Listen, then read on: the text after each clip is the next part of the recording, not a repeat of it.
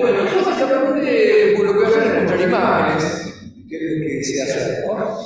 Esta es una enfermedad que realmente nos ha enseñado a los radiólogos, como creo que en otras especialidades, a los golpes, ¿no? Y se han cometido errores. Y realmente, cuando yo estoy en la facultad, creo que nunca escuché la palabra pancreatitis autoinmune, o si la escuché, estaba dormido. Esto es una reseña de la evolución del concepto, similar a lo que mostró Juan, cómo fuimos aprendiendo y conociendo, sobre todo a partir de Asia y particularmente de Japón, en qué consiste esta enfermedad y qué manifestaciones puede tener, ¿no? Se caracteriza por ser una enfermedad, como te he comentado, fibroinflamatoria, que tiene típicos hallazgos histopatológicos, una serología clásica, y los hallazgos en imágenes, ahora que lo conocemos, en general son bastante típicos, pero aún así todo, uno está alerta ante la posibilidad de una, por ejemplo, pancreatitis autoinmune, pero aún así todo hay casos que son difíciles y se nos plantean en el día a día, sobre todo teniendo en cuenta la trascendencia de una cirugía que muchas veces es la forma a veces de diagnóstico y tratamiento en el páncreas, que es tan compleja, ¿no? Todo esto casi se ha hablado todo, ¿no? Las manifestaciones endocrinas y exócrinas en el páncreas y la respuesta a los corticoides dramática, ¿no? La clasificación que actualmente se emplea en dos tipos, la clásica que siempre hemos asociado como pancreatitis autoinmune es esta imagen, donde el páncreas está difusamente agrandado, ha perdido todo vestigio de su perfil morfológico, ¿no? Todos los accidentes, las lobulaciones, esas estrías de grasa que típicamente nos da el patrón acinar se pierden y tiene unos bordes lisos, casi sin rostro, ¿no? Lo que se ha llamado en salchicha, nunca supe por qué no la llamaron banana, a mí me hace acordar más a una banana que una salchicha. Y la otra forma, que es una gran masa, que en este caso está obstruyendo el colédoco, y que tiene como diagnóstico diferencial los tumores clásicos, particularmente el adenocarcinoma, ¿no? Estas son las diferencias que, bueno, las comentó previamente Juan, así que no quiero insistir mucho, pero bueno, lo típico que la clásica, la asociada al infiltrado linfoplasmocítico, es aquella que se suele asociar a IgG4 aumentada y a compromiso de otros órganos, mientras que esta se a veces en pacientes más jóvenes y da más masas focales, pero no es tan común que tenga otras manifestaciones, salvo la enfermedad inflamatoria intestinal coitulcerosa. Esto simplemente también lo han mostrado y se ha comentado, los pilares del diagnóstico histopatológico, la infiltración celular por linfocitos y plasmocitos IgG4 positivos, la flebitis obliterativa y la fibrosis estoriforme, ¿no? Y estas son las manifestaciones de la variedad ductocéntrica, en la tipo 2, donde hay una predominante infiltración de neutrófilos alrededor del conducto, centrado en el conducto, sumado a las células granulosas epiteliales. Bueno, estos son los hallazgos por imágenes que podemos ver que son muchos. Acá había hecho una marca, pero no quedó. Bueno, lo que da es, lo típico es el agrandamiento focal o difuso del páncreas. Como les comentaba, el páncreas pierde su personalidad, ¿no? Todas esas pequeñas irregularidades del contorno que son la firma morfológica se pierden y es un órgano en general liso. Una cosa clásica que comentaba Juan y que se describió, autores japoneses, es esa especie de pseudocápsula que tiene una baja densidad en tomografía y una baja señal en resonancia, baja señal sobre todo en T2, siempre que hay baja señal en T2 uno piensa que algo puede ser fibroso, pero desgraciadamente uno no la ve tanto. Cuando se diagnostica es muy típica, uno no tiene dudas y ahí dan el blanco, pero desgraciadamente no está con tanta frecuencia presente. El refuerzo suele ser heterogéneo, el compromiso suele ser difuso, focal o multifocal, sobre todo en la tipo 2, y en general hay un refuerzo tardío. Nuevamente esto tiene que ver con la fibrosis. Siempre que hay fibrosis hay realce tardío. Pero esa es una dificultad porque el adenocarcinoma de páncreas es un tipo de lesión que muchas veces es rica en tejido fibroso y reacción demoplásica. Y eso hace que también realce en forma tardía. En la secuencia de difusión de resonancia magnética da una restricción marcada y muchas veces más que el adenocarcinoma mismo. Pero de vuelta, si bien se ha estudiado valores de restricción, hay mucho solapamiento como para utilizar cualquiera de estos parámetros individuales como un criterio de diagnóstico. Yo acá puse dilatación posobstructiva ductal, pero en general esto no es lo común, salvo en la tipo 1, cuando se obstruye el conducto biliar. Pero en general, y esto es uno de los elementos más distintivos para diferenciar el adenocarcinoma, es que el conducto pancreático tiene estenosis, áreas de estenosis irregulares, muy irregular. Y ese dato es muy, muy útil porque la manifestación por excelencia del adenocarcinoma de páncreas, que es la lesión que más nos preocupa y la que más simula, es la dilatación. Es típico la dilatación con una abrupta terminación, en cambio esta lesión en general no dilata el conducto. Hay algunas manifestaciones más raras que después comentaré, y los hallazgos extrapancreáticos. Pero bueno, vamos a las imágenes. Este es un ejemplo típico, es una masa pancreatiforme. Dentro de todo uno puede reconocer el páncreas, pero no refuerza como debería reforzar. Y si uno presta atención, hay una sutil hipodensidad ahí periférica, que no es la más típica, pero se puede apreciar, no sé si se puede ver desde ahí quizá. Nuevamente otro ejemplo, un páncreas agrandado en forma difusa. El agrandamiento es relativo, porque si bien hay medidas de cuál es el páncreas normal, esto no es igual en todas las personas y no es igual a todas las edades. Pero sobre todo ese contorno liso, casi como dibujado con un lápiz, sin ningún tipo de irregularidad, que era lo normal. Acá totalmente redondeado, un borde lobulado, eso es típico. Y lo característico es el halo, que a veces uno no tiene que buscar, ¿no? Porque puede ser sutil, como esa señala ahí una sutil banda de baja densidad en la periferia, que uno tiene que prestar atención porque no es elocuente en esta imagen, pero la verdad que ayuda mucho en el diagnóstico. Este es otro ejemplo mucho más grosero, una masa pancreática y el halo hipodenso alrededor es muy notable, y fíjense cómo está envolviendo y adelgazando la vena esplénica, ¿no? El resto del páncreas en este caso es totalmente normal y todo esto es la masa, que en este caso es un caso bastante típico, ¿no?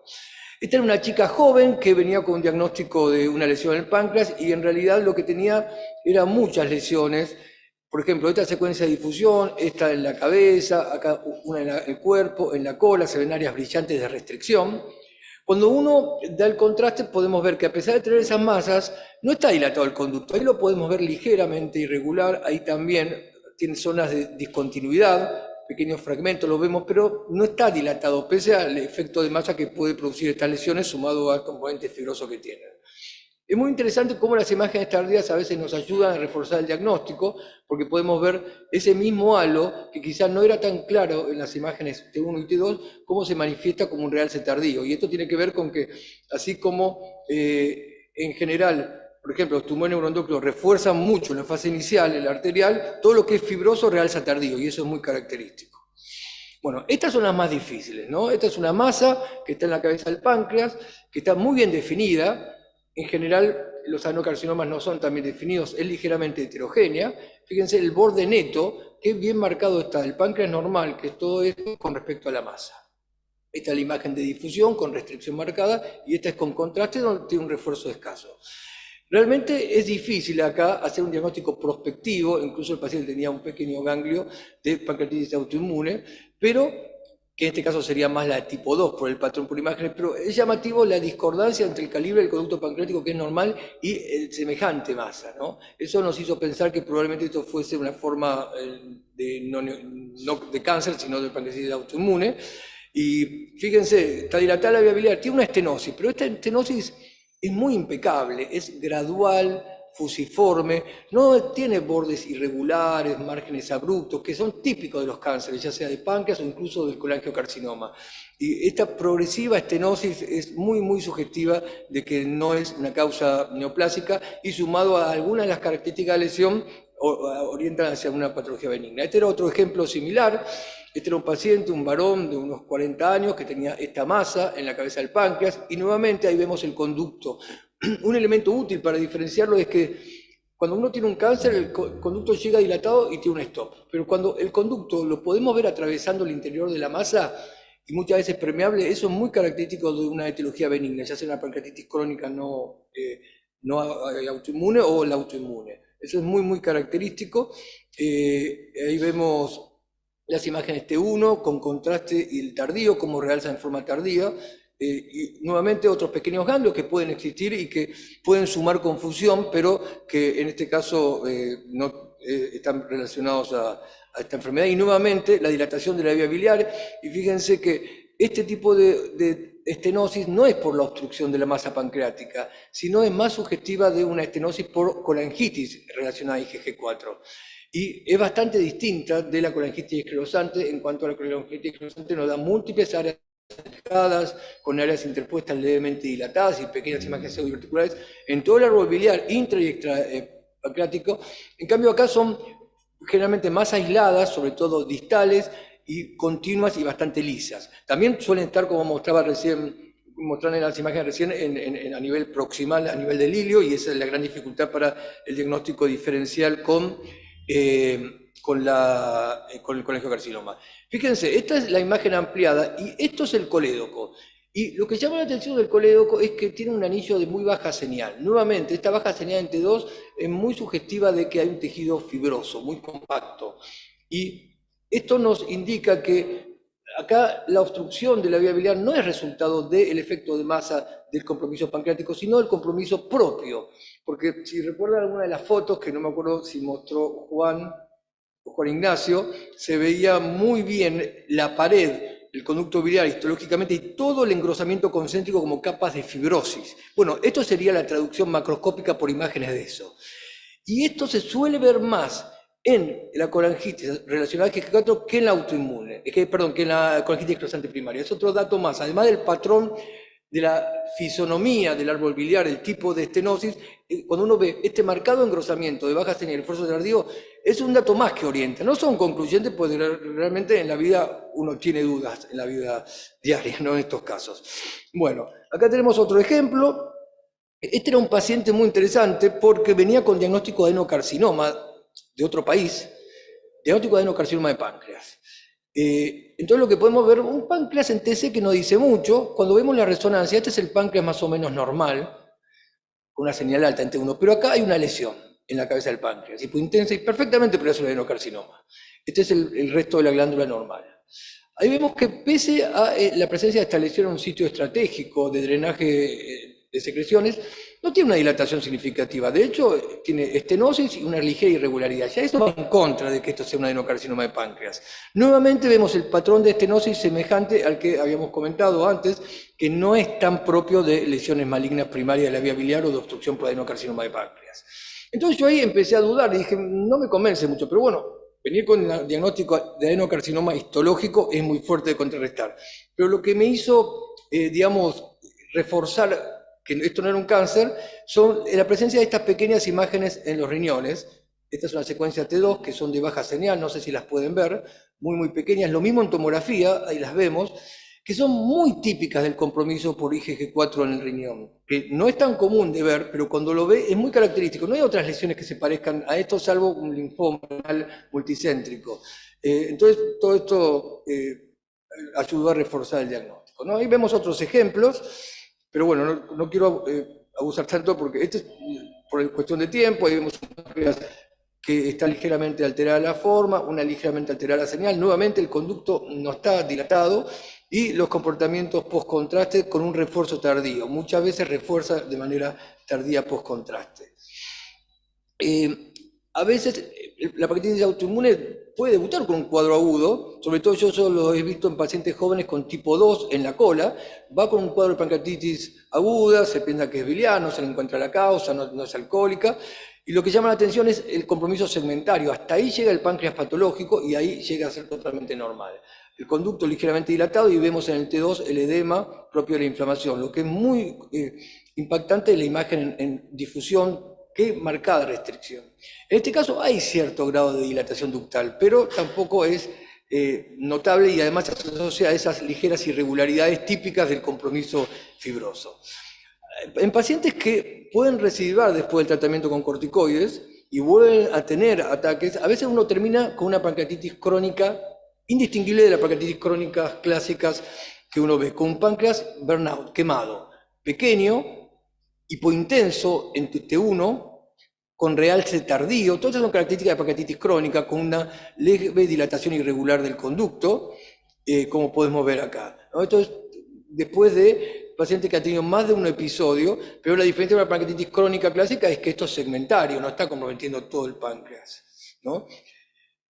Y las imágenes son muy útiles para valorar después del tratamiento, además de los marcadores, los otros biomarcadores, ¿no? Porque además de la forma, fíjense, este es un caso parecido, una imagen tipo en salchicha, en cuerpo y cola, con una leve hiperintensidad, marcada restricción en difusión, y una zona de estenosis irregular. En este caso, después del tratamiento, no solo disminuyó el tamaño y mejoró la señal T2, sino que si uno compara la restricción, ha disminuido en forma dramática. Y en realidad la difusión es una secuencia en cierta forma funcional, que nos traduce lo que ocurre con el movimiento molecular del agua a nivel tisular. Entonces, cuanto menos inflamación hay, mayor capacidad de difusión de las moléculas de agua. Entonces, esto la verdad es que es muy útil para detectar recidivas y también para evaluar respuesta al tratamiento. Bueno, un par de manifestaciones atípicas, una gran masa que rodea el páncreas, de muy baja señal T2, nuevamente tejido fibrótico, esto es bastante característico. Otras muy rara vez pueden tener calcificaciones, este es un páncreas pequeño, de bordes totalmente lisos, con un halo hipodenso alrededor, y algunas calcificaciones, como si fuese una pancreatitis crónica, clásica, pero es una pancreatitis autoinmune. También puede haber alteración de la grasa alrededor, pero esto es cuando tiene un episodio de agudización por algún motivo de una pancreatitis aguda en el contexto de pancreatitis crónica. Y puede haber un compromiso vascular. Este Mike lo debe conocer, este caso era un paciente que creo que, si no mal no recuerdo, tenía varices, y lo que llamaba la atención era la forma de la cola del páncreas, ¿no? Es muy perfecta, una convexidad casi dibujada con Photoshop, y el páncreas no es tan perfecto en términos de simetría, ¿no? Y cuando uno ve, hay toda una hipointensidad que trasciende el páncreas y rodea el vaso. Esto es la imagen con contraste en la fase precoz, el halo en la fase tardía, y ese mismo halo también envuelve el vaso, y tenía ahí dilatación de compromiso de la vena esplénica y vasos colaterales, en una forma no tan típica de presentación, ¿no? Y también puede comprometer los vasos, en forma similar a un adenocarcinoma de páncreas, como en este caso donde vemos la masa en un paciente que tiene los vasos en su interior, ahí la estenosis de la vena esplénica. Entonces, las claves diagnósticas son que puede haber una masa, o puede ser difusa, puede tener un halo, tiene un refuerzo tardío, pero lo más característico, quizá en el caso del páncreas, es estas áreas de estenosis irregular que producen, que pese a eso no dan dilatación. Esto podría ser en el árbol biliar parecido a la colectritis esclerosante primario, pero ahí uno esperaría que esas áreas interpuestas de estenosis se asocien a pequeños focos de dilatación, ¿no? Este es un paciente que tenía un compromiso por IgG4, que realmente parece una colangitis esclerosante primaria, la imagen es típica. Fíjense que acá está dilatado toda la vía biliar extrahepática y tiene una estenosis, y el mismo aspecto, quizás menos espectacular, tiene el conducto pancreático. Era un paciente que tenía un muy marcado compromiso y tenía una enfermedad por IgG4, porque en realidad se pensaba en su momento que este chico tenía colangitis esclerosante primaria, y la verdad que ese patrón es típico. Pero tiene un compromiso de otro órgano, ya vemos en la colangio, el páncreas. Además, fíjense las glándulas lacrimales. Fíjense pseudotumor inflamatorios, glándulas parótidas, agrandadas, heterogéneas, con múltiples nódulos. Este es de este paciente, esta no era de este paciente, pero fíjense que el paciente tiene un hígado un poco cirrótico, tiene una masa por IgG4 en el riñón, y esto que vemos ahí oscuro, esa es la luz del conducto biliar. Todo esto que está alrededor es toda la masa inflamatoria barra fibrosa que está comprometiendo la pared alrededor, por eso es como este tipo ductocéntrico. Y obviamente lo que vemos en la colangio es solo esto, la luz, que sería esa pequeña área que hay acá que después se tapa totalmente, ¿no? Compromiso periaórtico, esto es característico, bastante típico. Compromiso perirrenal, fíjense, parecido a la enfermedad de Ormond, la fibrosis retroperitoneal, distintos grados de compromiso, ¿no? Toda la coexistencia de todos estos órganos potenciales, y eso es lo que un radiólogo tiene que prestar atención para ayudar al diagnóstico. En este caso tiene una masa en el páncreas, tiene toda esta vaina de tejido que rodea la aorta. Es lo que ayuda a hacer el diagnóstico.